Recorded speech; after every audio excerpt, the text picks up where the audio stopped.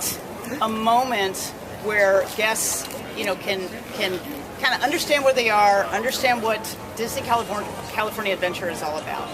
We wanted to also complement Disneyland. Disneyland's Main Street, of course, is Marceline, which is Walt's hometown. And that's about his childhood growing up, the fantasies of dreams and things like that he had. What Buena Vista Street is specifically is his arrival into California by train in 1923.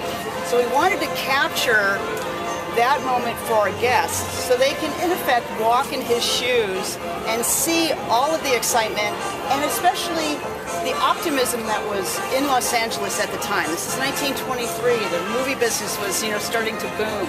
There was a lot of enthusiasm. There was a lot of chance for dreams and adventures. And this is when Disney arrived.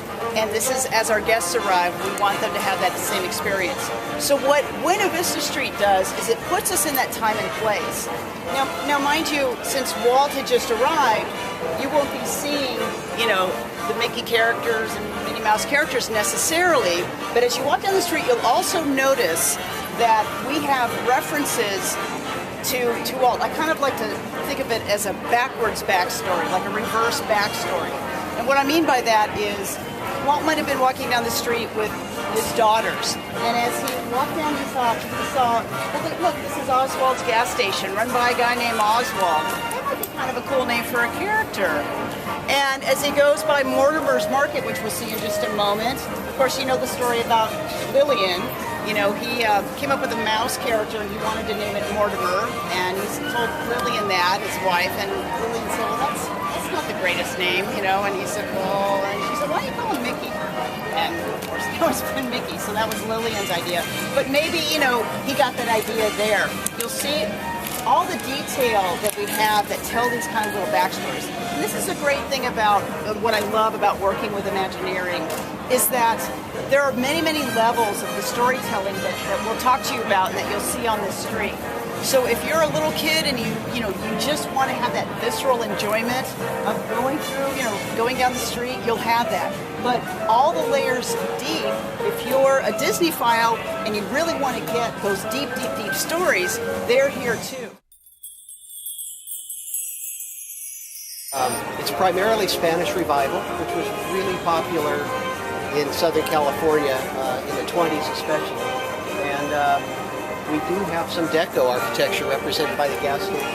Some of the stores you see down the street here. So really we needed to make this a California story, a Southern California story. And also if you look around, I'll be pointing out some details. We have over 500 different types of custom tiles. We have stained glass, we call it art glass, manufactured by some of the old classic studios that were operating in the 20s. So we filled the street with little authentic items that really make this place different than what you might find in a commercial shopping center or a mall, something like that. We really went the extra mile to give it its credibility, because without credibility, then our story doesn't work. And if our story doesn't work, then guests can't enjoy themselves. So if you can imagine now the street alive with people, vendors selling their produce. We've got 2 red car trolleys that traverse. They go from this stop here all the way down to Carthay Circle where they make a stop. They head down Hollywood Boulevard where they actually are able to, cross around each other. There's a stop at Hollywood, and then they go over to the Tower Hotel and drop people off, and then they move the catenary, cable, the hole there back around, and then it heads back the other way. So we're really excited about that because again, it's visceral. It's got all of this activity. We have the characters. We have a cast of characters that inhabit Buena Vista Street too, that give us kind of the feel of what you would have filmed back then, along with some entertainment as well. I'd like to say too that looking behind us here, you see the bridge. That's modeled after the Hyperion Street Bridge in Los Angeles. You can see it off the 5 freeway up toward Los Feliz. Hyperion, of course, was the name of the street that the Walt Disney Studios were on for many years, until Snow White premiered. They took the profits from that and built the studios on Buena Vista Street. So Hyperion and Buena Vista have a rich sort of tradition in Disney history. The only break in our story here is when the monorail zooms overhead. It's a little bit out of character, but you know, for us, I think it's okay. The other thing I'll mention too is that now we have 2 new shops under the bridge here. If you look on the left and the right. In the previous incarnation, we didn't have shops there. So we've got Julius Katz on the right. That's an homage to Julius the cat. That's sort of a watchmaker, jewelry guy, tinkers with stuff, old country type atmosphere in there.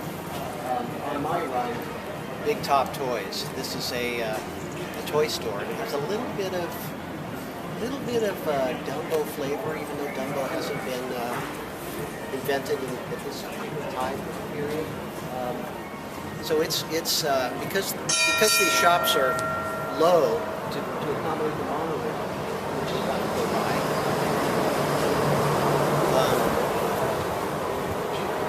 The tagline for Big Top Toys is high volume, low overhead, because the ceilings are very low.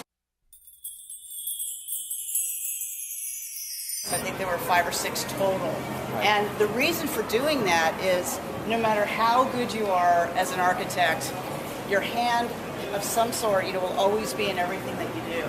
So he wanted different people to conceive of the different buildings. So he assigned buildings. He said, okay, you're doing this one, you're doing this one.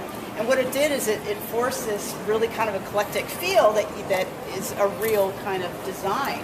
And then they also had to kind of negotiate how their buildings were going to, butt up next to each other like they would have done, and they still do. So you're going to see that throughout the whole street, and it's going to feel a lot more realistic. On our Hollywood Boulevard in Hollywoodland, all of the buildings are existing. If you go to Hollywood or different parts of Los Angeles, you'll find the model for those buildings somewhere still existing. On Buena Vista Street, none of the buildings that you see here still exist. We have bits and pieces from actual buildings in Southern California, but these are all sort of original designs based on elements from the past. So.